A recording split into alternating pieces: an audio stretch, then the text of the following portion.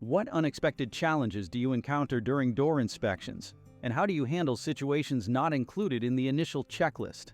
Oh, a challenge. So I've done so many inspections throughout my career. As you're doing an inspection, what the project doesn't understand is they open themselves up to a lot of vulnerability. Because if they're not on their game and making sure that everything is done appropriately during that inspection, all of that comes out. Give you an example. I was doing an inspection on a hospital in Ventura, California. And what they really wanted to do was kind of cover up things that had damage on the edges of the doors or on the faces of the doors, and saying, can we just cover these up with maybe some edge guards or protection plates and move on with life?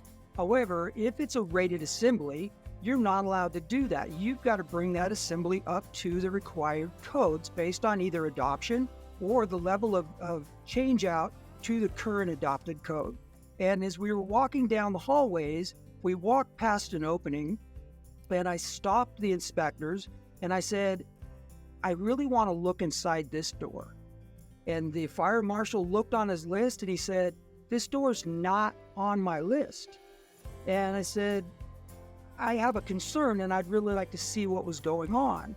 And he said, sure, we can go inside. And what I was looking at from the hallway side was a door that was sitting in the opening that was leaning. If you could imagine, it was leaning away at the top, which told me the door was leaning, causing damage to the adjacent door. What drew my attention, it was an x-ray room. So if you could imagine what goes on in an x-ray room, right? You have gamma rays that are flying around this room. They have to cover the folks that are being x-rayed with lead. They have to cover the opening with lead. The person taking the pictures has to stand behind shielded glass. Well, if people are walking down a common hallway and the door is 1/8 of an inch away from protection where lead is, where are the gamma rays going? They're coming directly into the opening. And so we went through the opening to find out that they actually put the wrong hardware completely on this opening, causing a potential damage and harm to innocent bystanders or folks that are using this main corridor up and down this hospital by using a wrong hinge. That's basically what it came down to.